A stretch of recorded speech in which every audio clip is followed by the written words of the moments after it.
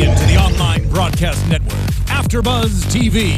Over 20 million weekly downloads in over 150 countries, and your #1 source for after-show entertainment.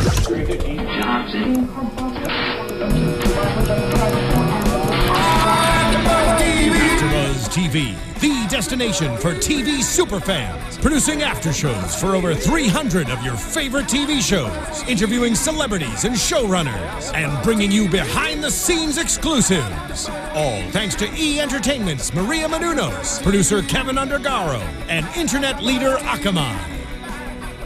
Now, let the buzz begin! Oh, yeah. Hello, AfterBuzzers. Yes. Welcome to another Hindsight After Show, Season 1, Episode 9. All I Want for Christmas is You. Yes, makes me very much miss Christmas. I'm your host, Sam Davidson. If you guys haven't done so already, please go on iTunes, YouTube, SoundCloud, rate, review, subscribe. We love hearing from you. We have a very special guest tonight with us, Miss Emily Fox. Yay! The creator of Hindsight. We are so glad. Yes. Oh, wow. I literally want to bow down. I think she's getting creeped out how obsessed I am with like her and the show. She's like, okay, I know Sam is like #1 fan of the world. I have my awesome host here with me. Would you like to introduce yourself, Michael? Yes, I am Micheal Andrew. You can You can follow me on Twitter, Micheal_Drew, Micheal, E-A-L. I have to. Yeah. You have to. It's your special thing. They spell it wrong. I mean, it's all I've got. Yeah, and That's what I've got. In a world of Michaels. Yeah. Lots of Michaels. It's hard. In general, if you guys want to talk to us during the show, especially since Emily's here, and you have any questions, please tweet at us. You can find me on Twitter at SamD43. Where can we find you, Emily? You can find me at the Duchess Foxy. The best. It's a little Twitter bit name. royal. Yeah. We hound your Twitter so much. I'm like, Emma, what's going on? I know. Help us. It's like, and I try to be here for all the people. We appreciate so it. on the appreciate Twitter, it. yeah. Yeah. Twat you. Yeah. So I would like to start off not talking about Becca, but talking about Shawn, Okay. whose right. life has basically completely changed 100% since Becca went back in time and did, he has all these new ladies coming into his life.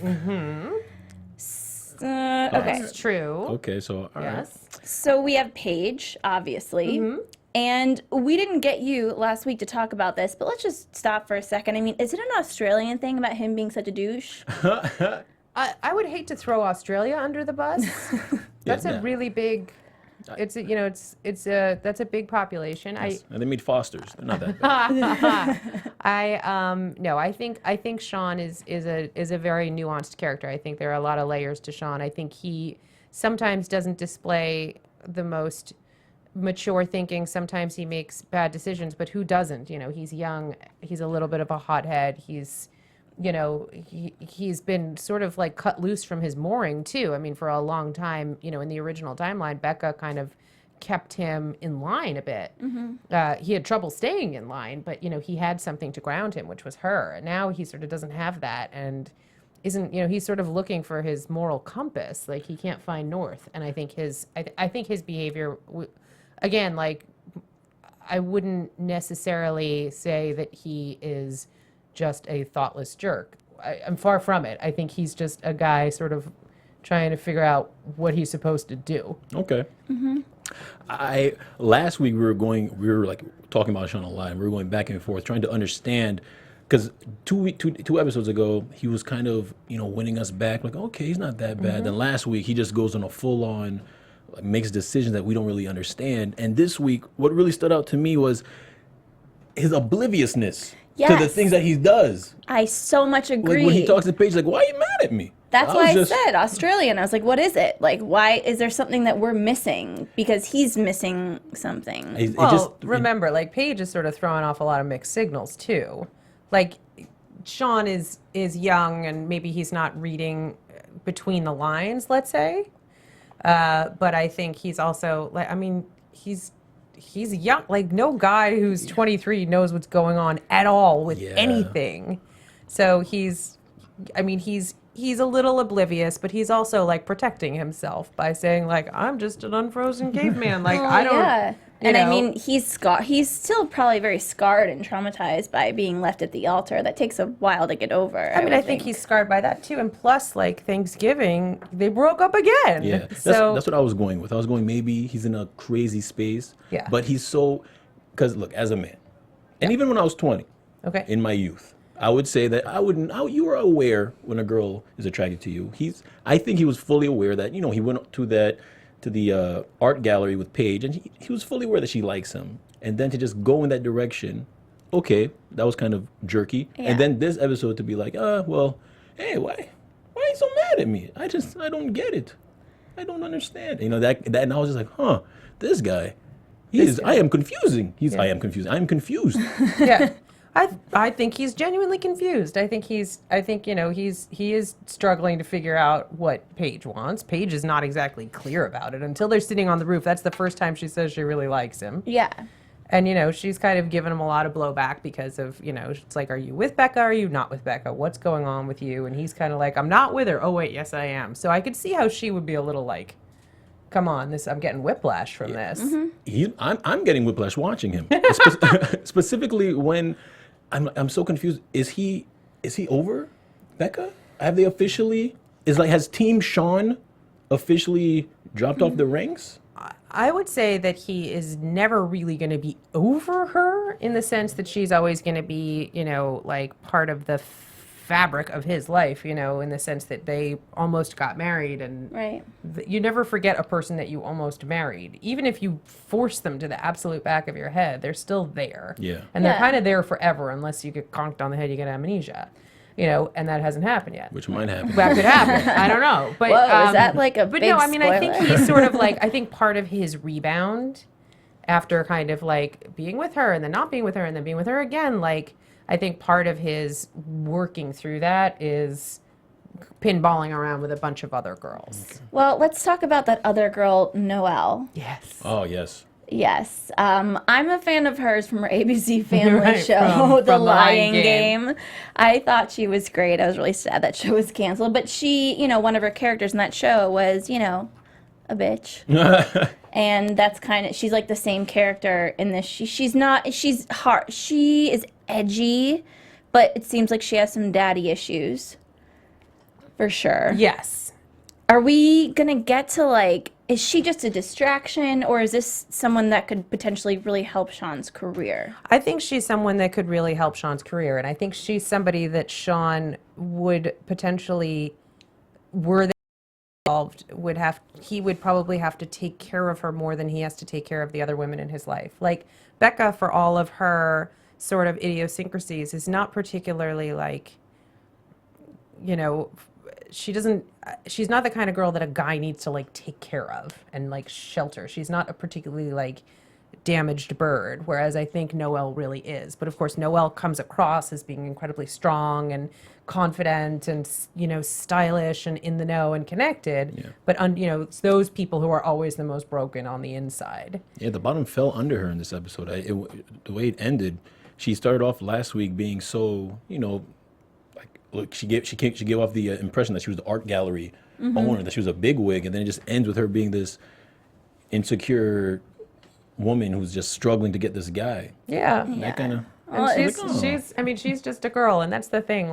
She may come across as being sort of spiky and difficult, but She's just a lady. she's just a lady underneath, and she needs affection. She's so pretty. Yeah, She is.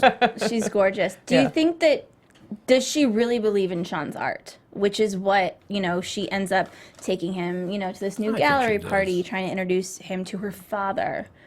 Yeah, I think she does. I think she thinks Shawn is pretty talented, and I think she thinks that this is a case of here's this undiscovered artist, and I'm sort of an undiscovered gallerist in a way. I mean, she's connected, but she at the same time those people often have to prove themselves even more because it's oh, you're just connected, and she's like, no, I actually might be good at this, but no one's going to believe in her just automatically.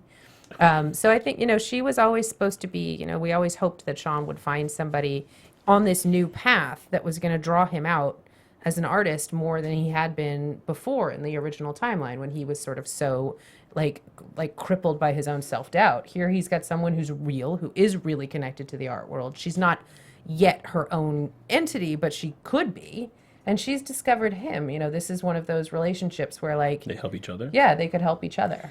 Well, I was just gonna say that I thought it was really cool the way you guys caught the pretentiousness of the art world. Not that I've ever been to like an art gallery, but everyone's so like extra. I mean, we're throwing the word douche around, but you know it just fits. Like when he's at the when they go to that party later, and the two people who are talking about the piece, Right. and then the first artist they meet, he's like, so like I used to pose nude.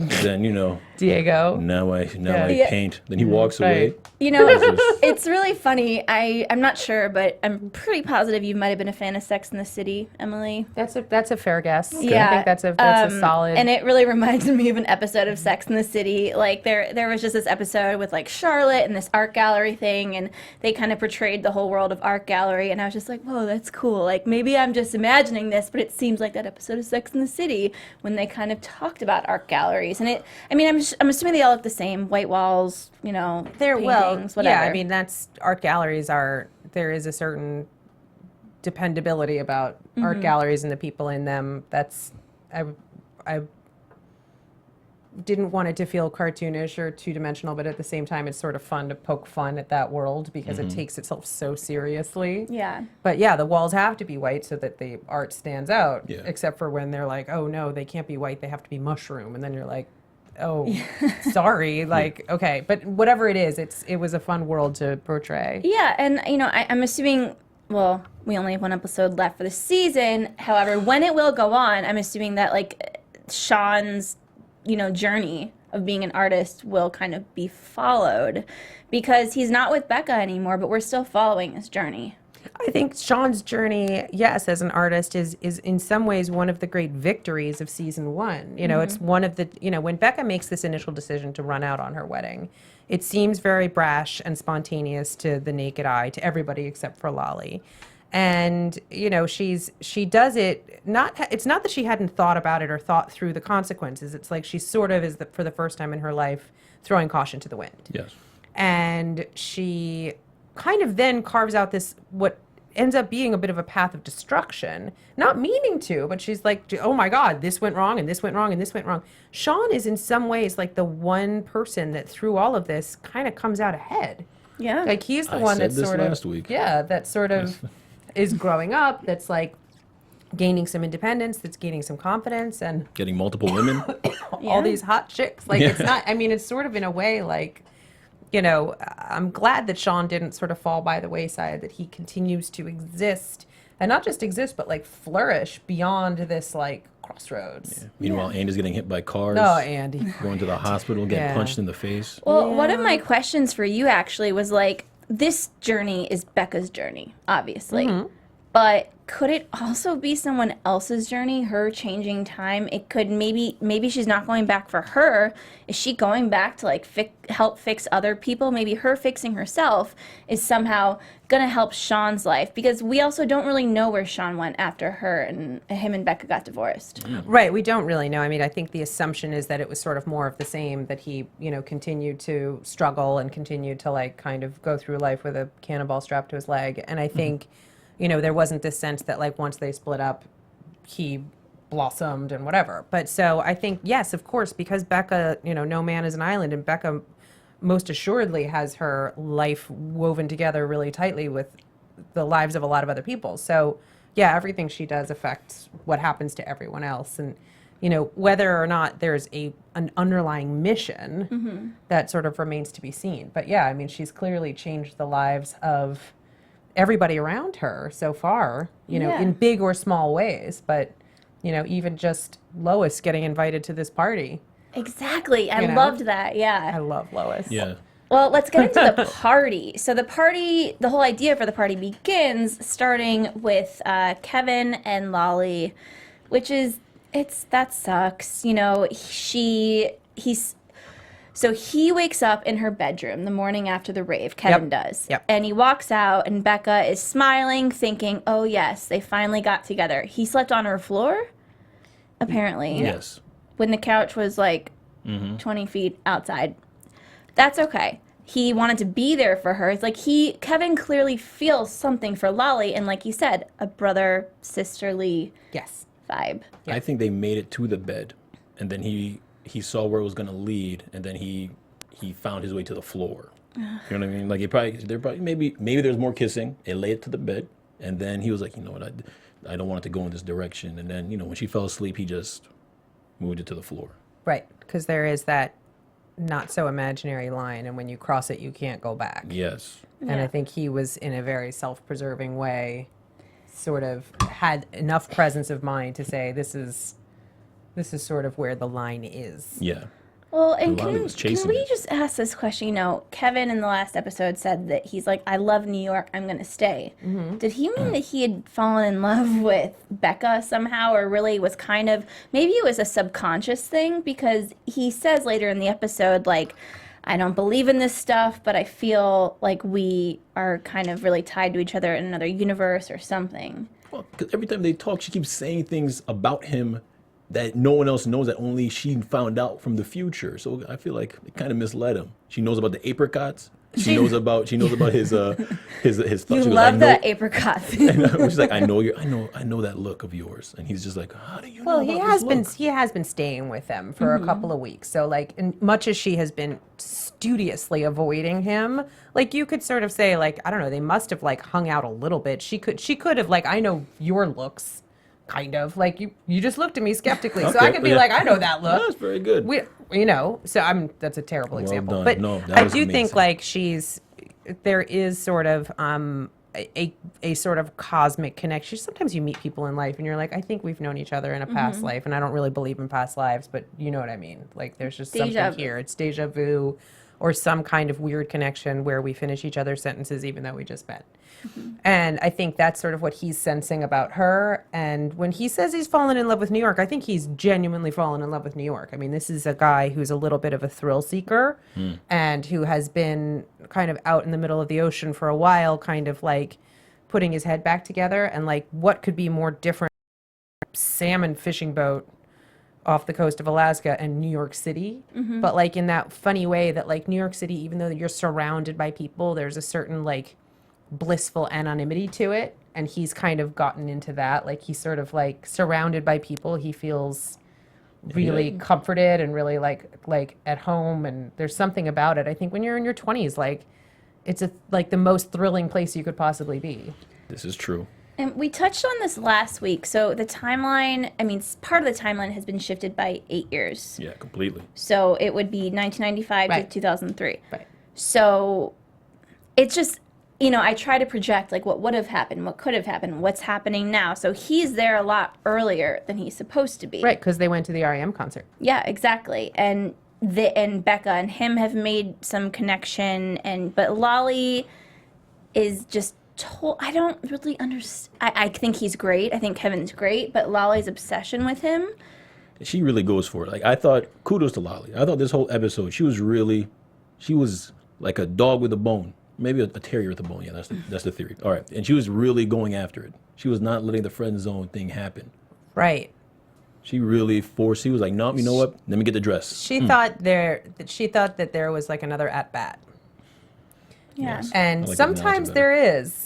Yeah. You know, sometimes you can just sometimes the excuse or the initial pushback is like just a stall technique. So they got to just persuade him a little Yeah, bit. sometimes you evasive, and I think But that's a sad thing for a girl. Like girls, we try to do that, and then at the end of the day, you know, you're like, oh, that's messed up. Like you shouldn't have to persuade someone to like you. I mean, I can't tell you how chagrined I am to like think back to like all my life, like most significantly my 20s, where I didn't necessarily take no for an answer, and like I feel like the greatest lesson I've learned, well, two great lessons I've learned in life, which is one is go home while you're still happy and having a good time. Okay, that's good. That's a really important lesson. And the other one is like take no for an answer, because like no sort of is pretty definitive.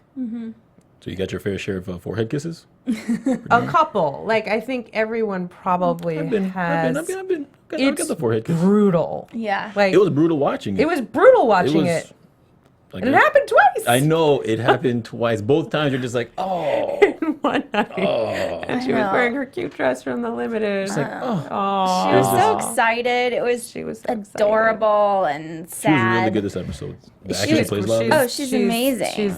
She's Sebastian, we gotta give a shout out to Sebastian. Sebastian, to me, I think he stole the episode. His little chime-ins every time he would jump in, he literally had me laughing out loud.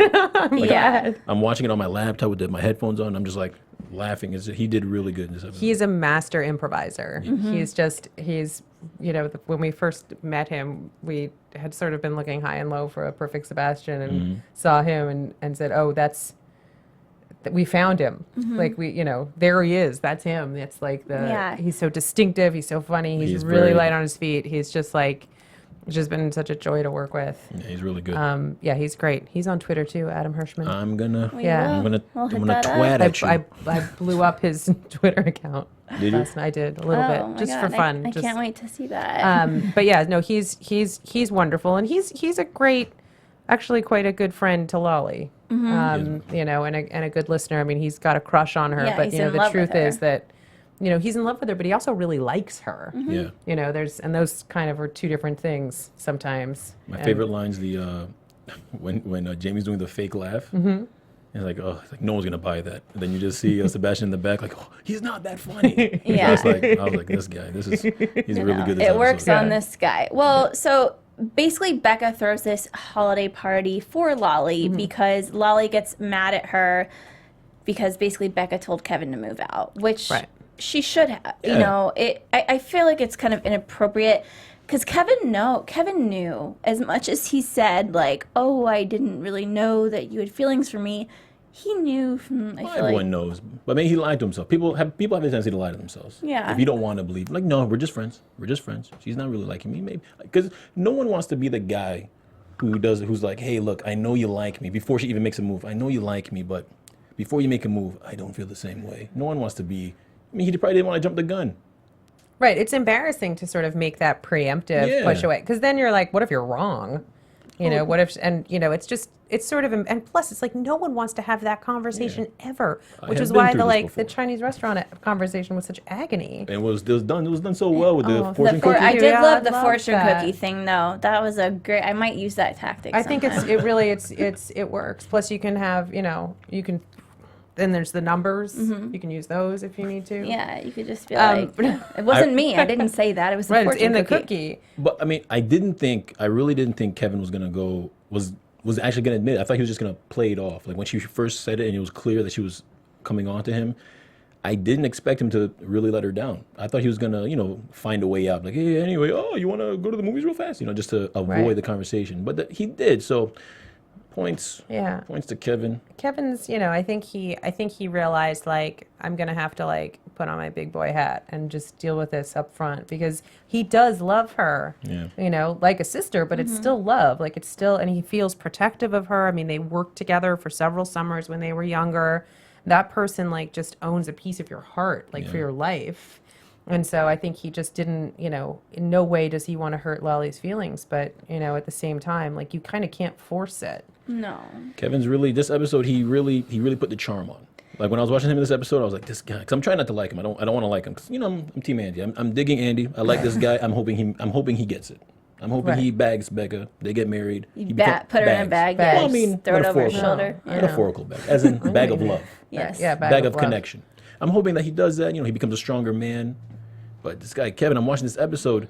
He's charming me. Yeah. He's Tom Hanksy, because Tom Hanks charms me. So I'm He's watching Tom it. Hanks? I don't see that. He's No, I know what you mean, though. In terms of being charmed, I haven't been this charmed a watching an Ryan actor like Reynolds this guy. mixed with Tom Hanks.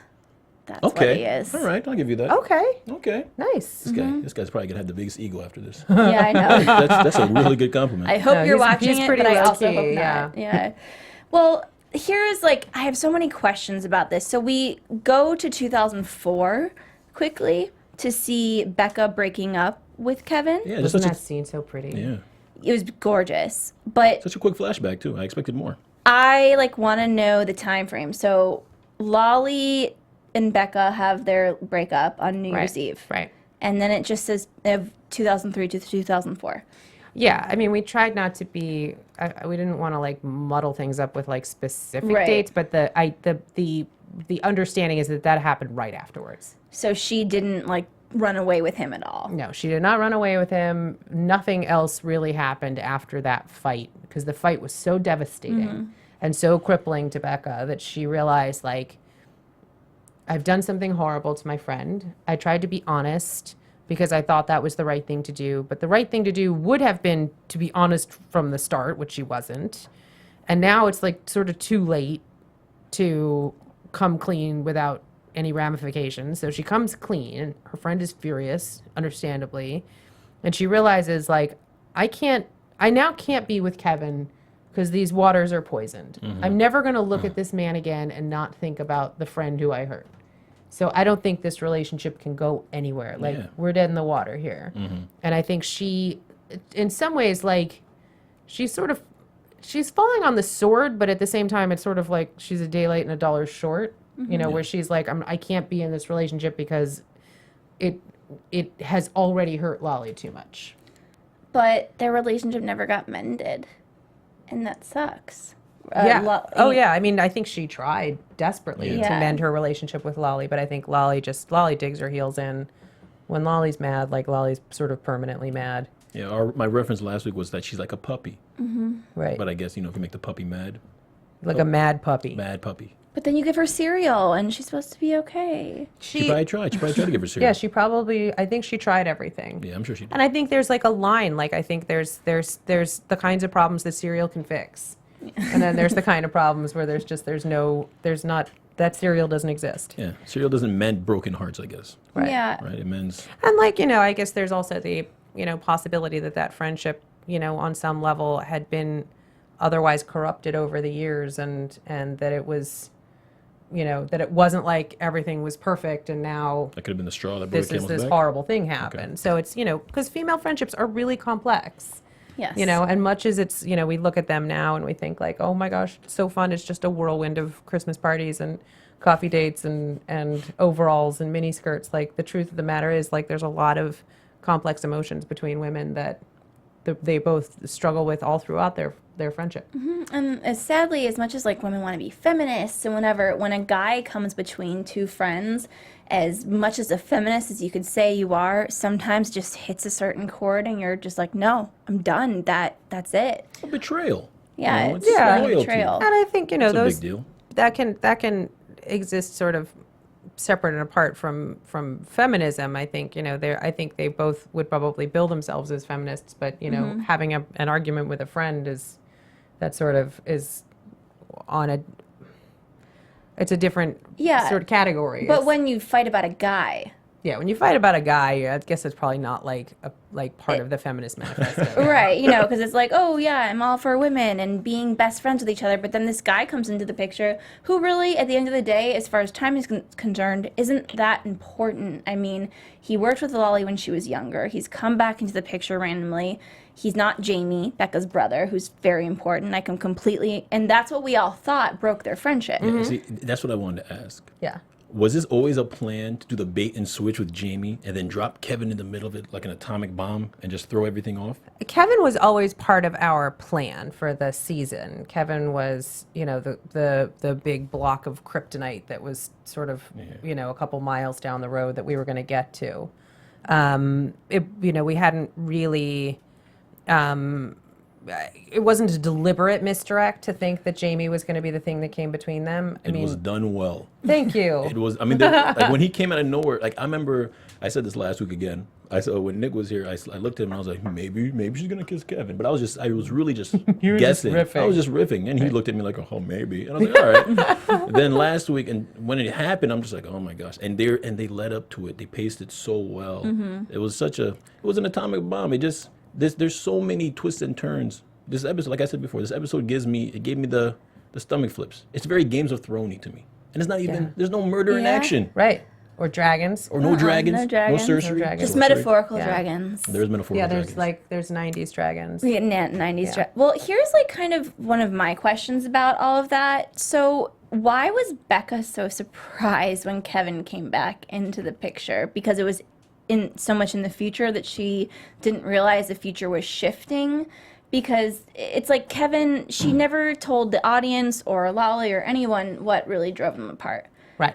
But then when she sees Kevin, it was like, oh, I didn't even think of that. And I'm like, well, why wouldn't you? Because that's what drew you apart initially. Right. But I think because in her mind, so like let's look through the mental calendar she has. Like in her mind, Kevin doesn't come into their lives for years. Yeah. Like, she's like, I'm safe. Like, I got plenty of time. I've got this huge time cushion. Anything could happen between now and then. We could both be, like, happily married to other people before 2003 when this guy, like, rides into town to work for a startup. So, and Lolly didn't say anything to Becca that Kevin might come to town. She didn't say she ran into him in North Carolina. She didn't say anything. So when he shows up at the front door, it's like she's seen a ghost. Because now we've seen the last time they saw each other was that scene in the park where she broke up with him, said, I can't do this. Yeah. So in her heart and in her mind and on her mental calendar, that was, what, 12 years ago? Imagine if, like, that guy like knocked on your door and you open it and there he is. Yeah, you're like, oh, like crap. Not summoned by you, like no fair warning, no shot across the bow. He just walks in and he's not even supposed to be there. He's not even supposed to come to the city until 2003. And yet she dragged Lolly to that. I mean, she didn't drag her. She invited her to come to that concert, not realizing that those paths were going to collide at a different intersection. And Andy's got some that's work to just, do, man. What? Andy's got some work to do. Oh, Andy's got some work to do. Andy, you have to rev You it have up. to talk to your friend Poker Face over there. Yeah, That I have to. Yeah. I'm gonna tweet him some motivational quotes. Well, okay, so this Christmas party is pretty fun and awesome, and Christmas is my favorite time of year. I'm too. Jewish. Me too. I love Christmas. Love it. And I was so happy that That's another great thing about this show. Like, the set must be so fun because literally every week you guys have gone through like every holiday. I know. You guys, like, one week is Halloween, next week is Thanksgiving, next week is Christmas. So my favorite time of year. It's the It's best crazy. time of year. Yeah, It I is. really don't like these months. These are my least favorite. I know, where it's like, it's like what? St. Patrick's Day is coming? Like, Valentine's Day. Hey. Yeah. Don't hate Yeah. on St. Patrick's Day. no, I mean, I like it, but it's Green just not. beer. Yeah, green beer. Yeah, that stays in you forever. Anyways, I'll take your word for oh it. God, I'm sure you know. Maybe not. Okay, so Lolly and Becca are. Well, let's get to Lolly and Kevin. Lolly and Kevin, she tries to kiss him again, the forehead kiss, like we spoke about. And then Lolly and Jamie reconnect again. And he has no problem with the fact that she's trying to make someone else jealous and that she's not really, like, wanting to start a thing with him again. And he comes back earlier than any of us, which is a good sign, we think. Right. He looks clean, haircut, clean. burgundy shirt, Cranberry button up. cranberry. What did I said? It's burgundy. I mean, you're right. It was burgundy. She called it cranberry. Well, okay, well, it was nice. So but he is still selling drugs. Yes. Yes. And I expected him to be pretty much like a Dominican, like, drug lord now, because he went to the Dominican. I was expecting him to be a big drug pusher, but it turns out to be prescription. Yeah, he stole the pad from his father, and he's handing out or selling Adderall prescriptions at school. Yeah. Or whatever it is that he's doing. And the thing is, like, it's such a trick of the eye. Like, you look at Jamie and you're like, oh, someone cleaned up his act. Like, you think that he's sort of, went to the DR for a week and a half and kind of, like, cleared his head. So what do you think changed that from him staying for a year, was it, to him coming back so soon? I mean, I think because he and Lolly had sort of broken up definitively. In episode 106, she just, like, she breaks it off clean. Per Becca's advice. Yes. Where Becca was like, don't draw it out. Don't just, like, do the thing that you do that I know you're going to do, where it's like, it's on, it's off. I don't know, I'm going to call him up in the middle of the night. So Lolly breaks it off, in part because she's got this, like, the fantasy of Kevin as, like, the kind of the road not taken. And also because she has this, Becca sort of put a little of the fear of God into her, and now she's nervous that something is going to happen to Jamie because of her. So she's broken it off clean. So that's different. So the last time he went to the DR in the original timeline, they were still, like, doing their thing and like, maybe on, maybe off, and he was sort of a wreck about that. Yeah. So part of the reason that he stayed longer and kind of didn't deal with his life was because he just, like, couldn't deal with Lolly and the open-endedness of it and the, sort of, like, undefined nature of their relationship. So now it's like he's broken up with her. He's gone to the DR with Stanton. Stanton's got this, like, rich dad who's got a big house. They fly in this private jet, and then they've got this plan because he's stolen the prescription pad. And Stanton's like, let's just sell scripts at school. You're going to make a fortune in no time. We're going to tell everyone you got a job with my dad. And like, you know, Jamie goes to Stanton's dad's barber and goes to Structure and comes back. And he's sort of by all appearances, a changed man, but not necessarily changed for the better. Superficially, he looks better. And he seems better because, considering the last episode, he was staggering everywhere, taking cocaine, drunk. The actor played that perfectly, by the way. not that I know what that's like, but you know, like it looked right. It looked like I've seen on YouTube. Yeah. Right. But this one, he was so quick-witted, so quippy. Nothing was bothering him. He was sleeping with Lolly, and it didn't bother him. He didn't even care. He was like, all right, okay, well, hey, if you need me again. Yeah. I mean, it's an act. I mean, you know, that's so much. You know, I keep going back to this, but like in your 20s, you're still trying to figure out like who you are. It's like you're trying on costumes, being like, okay, who am I? You know, am I together guy in this shirt from Structure? Is putting on this shirt going to make me a different person? Like, you know, we all know that the answer is no, but like. Your 20s are all about experimentation, and not just not the conventional type, but like trying to figure out like, who am I? Can I act like I don't care? And will not caring follow that? You know, if I just sleep with her and say like, oh yeah, we're good. It's cool. Like it's, you know, it's sort of like you're fake it till you make it. Right. But is Jamie still hoping that doing that is going to bring her back because of his lack of interest, and or is he just like, okay, sex, cool? Yeah, I don't think he's got that clear of an agenda. I don't think he goes into it thinking I'm going to win her back by playing it cool. He could be playing it by ear. I think he's playing it a little bit by ear, but I think also he's, in some ways, it's a little bit of a dig, where he's like, I'm going to do this, and then I'm going to just walk away. Then he kisses her on the forehead. He kisses her on the forehead and basically, in some ways, sort of blows her off. Yeah. Like, I'll do this for you. And I'm going to help you get through this, That's true. This tough night you're having. But then I'm just going to go take a shower and you can go. And there's a little bit of a cold shoulder there that's tiny little bit of revenge. I wanted to touch on what you just said right now about how Lolly, it seems like she's making the decisive decisions now. Very similar to how Shawn, it seems Shawn is making better decisions, or he's how the same way that Becca has kind of changed him. Since Becca's come back, Lolly, she has been, even though things aren't exactly working out, she hasn't really been too wishy-washy lately. Like she dropped Jamie, and when she had to tell Kevin how she felt, she went for it. Yeah. Because before the issue was, she never got a chance to do it. She was afraid to. She was putting it off a lot. But this time she actually went for it. Right. So Becca's kind of affecting people everyone's changing. Yeah. Right? Yeah. Yeah. I mean, they're changing. I mean, they are. I mean, there's what they're changing into. It's like that. It's been inside of them all along. Yeah.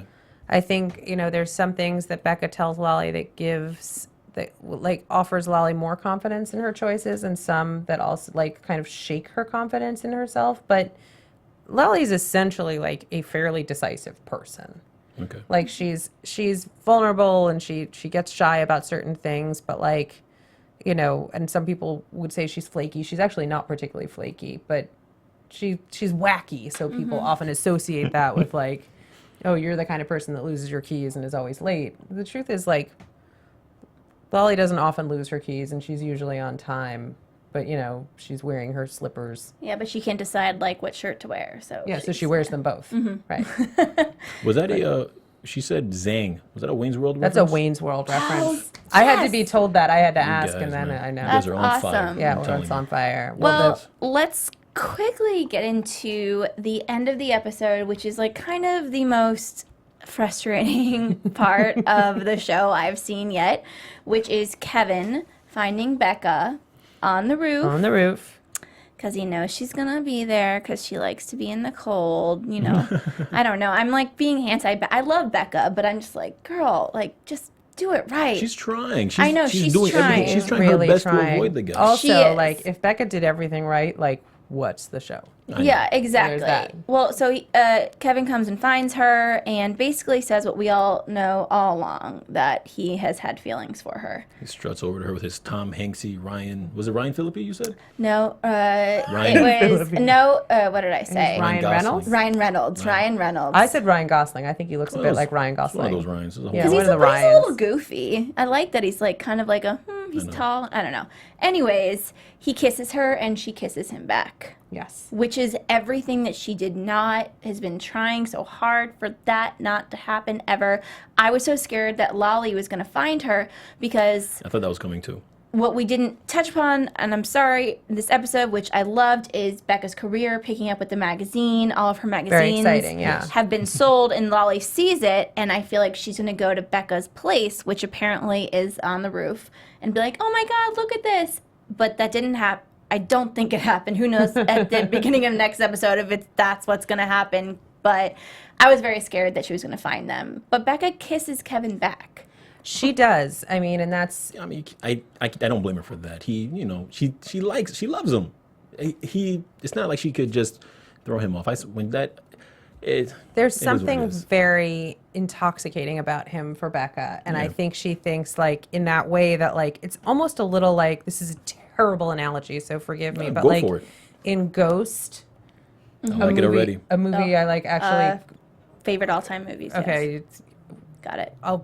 anyway, so like, you know, when he comes back and it's like she kisses him and it's like it like feeds her soul even though she knows he's not really there. It's almost like for Becca, Kevin's almost is a ghost. It's like this is some ghost from her future that's like floated into her life, and like even though she knows she should like keep him away and like, you know, burn sage or whatever, like there's something about her that is so drawn to him.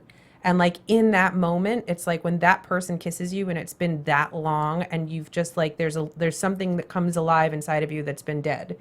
And like it's back and you're just, and you kind of have to like go with it, even though she knows this is absolutely the wrong thing to do. And she says that to him. It happened with Shawn in the first episode when she kissed Shawn and they're just tearing each other's clothes off. Oh yeah, Shawn. You know? Yeah, I mean, Shawn's it's like just, You know, can't so help he's- but tear your clothes off in front of him. It's just nice. Clearly. It's really. Did Clearly. you like when he was in a towel? I always did love it that. when That was he's for you. Yeah, thank you. you always You're love it when welcome. he's in the towel. Yeah. Wow, that was a nice moment there. That was fun wardrobe to pick. It's like, what color towel should we do? He's like, I don't need a towel. Right. And I'm like, you should have maybe a towel. Let's do a towel.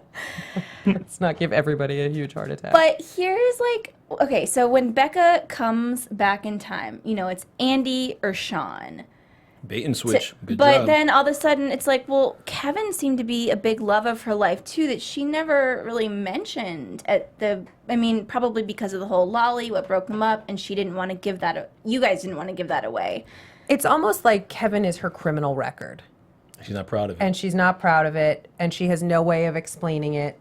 And it doesn't come up because, again, inside her, she has like, that file is in such deep storage. Like, it's too painful to think about.